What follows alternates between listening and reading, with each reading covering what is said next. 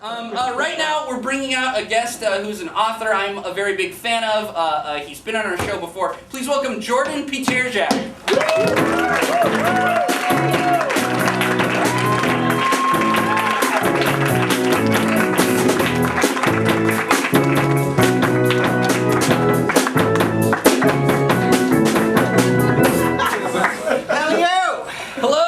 Hello, Mr. Peterzach. It's a pleasure to have you back on the show. It's an absolute treat and a double bunch to be here. I see you're enjoying both our Green Room's mug root beer and our cigarette holders that we get to everyone. Absolutely, I'm very taken with your Mug root beer, you see. We have a sort of root beer back in Camden, but they hand you a root, a beer, and a look that says, go pizzle on a polywash. I hear I gotta say, interesting choice, deciding to smoke during this interview. You can't even smoke inside in California, let alone... That's absolutely ridiculous, you see. How are you supposed to do a sort of chimney stress relief? Human chimney. And what is the human chimney? It's when you smoke, old boy. Inside specifically, or anytime you smoke? I'm a little bit frazzled, you see. I'm not used to doing a show at 10 o'clock. And I had deuce of a time getting here, don't you know? I had chartered a scuppernon. Excuse me, what's a scuppernon? It's a sort of three-masted sailing barge. We went over this last time. The whole thing went soggy bottom, and I absolutely had to take a boola loop, which is a sort of Jamaican canoe. Except it's like one of those old railroad handcarts, and I had to pump it the entire way here by myself, and that's an absolutely true story. God's the Dickens. This was a flotation device which you had to pump to make it No, go? it's not a flotation device. It's a canoe that is powered by a pumping motion like an old railroad handcart. But if you have to pump it, isn't it not a canoe anymore? Don't you get sassy, pants?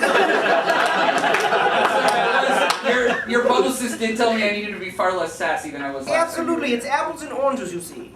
And my name, you have it wrong again. time. Just say your name one time for me. Jordan Peterzach.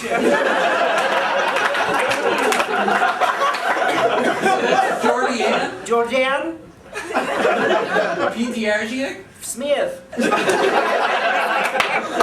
My name's a little bit like Quicksilver, you know. You can't tell if it's coming or going or staying for a while and making you frillies and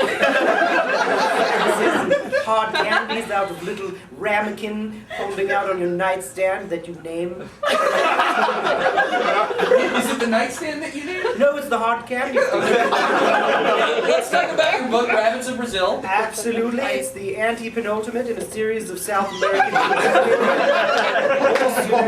Yeah, what were some of the others in the series? There's the Argentinian venison mouse, the Chilean chinchillian, and simply one enigmatically entitled Wakefield and the Chinch. I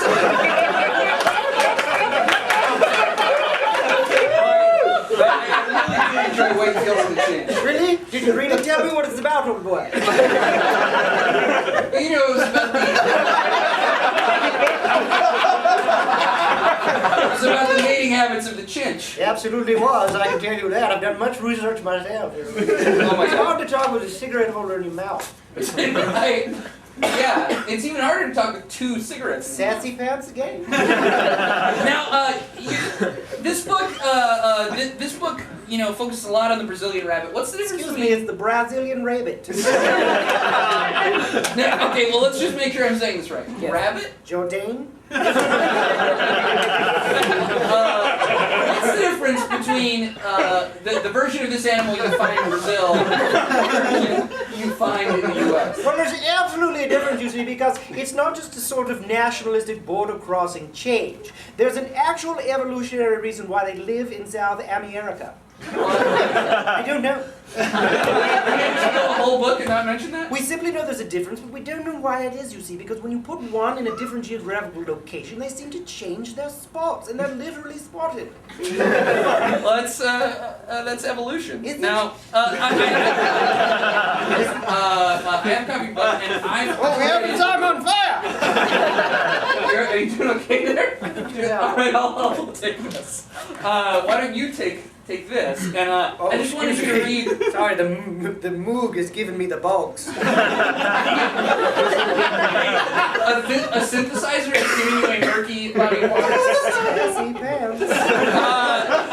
Now, I really don't need this. I'm going to do a reading, is that correct? Yes, I wanted you to read from the part where you described the rabbit. That was one of my favorite parts. Absolutely. And you used a lot of adjectives I've never heard before.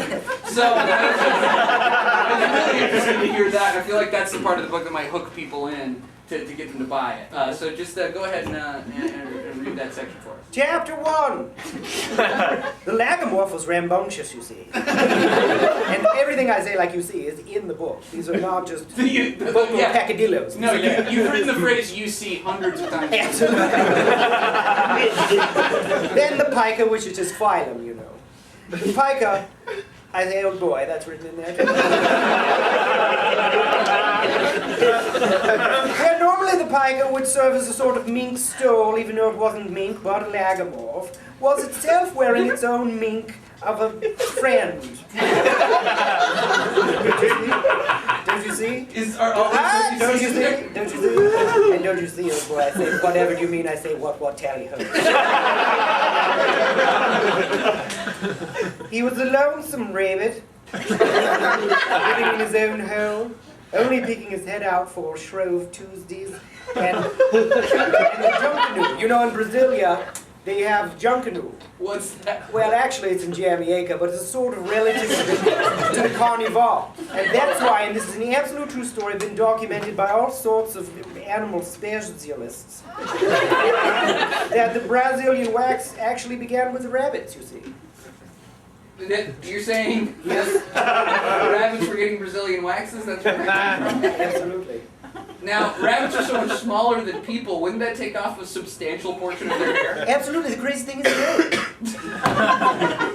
So you're telling me there are rabbits running around? I don't want to keep saying it. I've said it once, and I don't want to say it again. I will continue.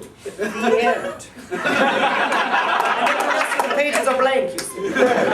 So you wrote a 2-page long book Yes. that is being sold with this many extra pages. Yes. And there's an index. Yes. And it has hundreds of entries.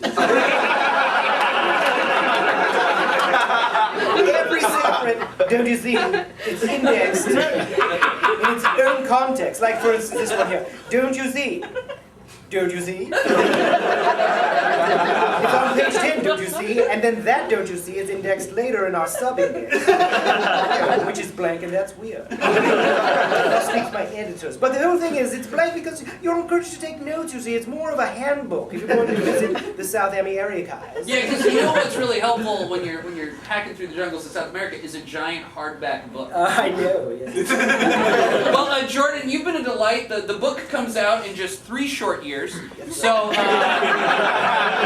are people here. Yes. I say, how is everyone? Please, individually, one at a time. Starting with you. Good. Good. Pretty good. I don't want to hear from you.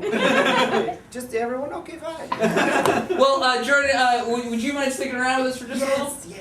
I would take that as guess you will. But Jordan Peterzach, everybody. Yeah!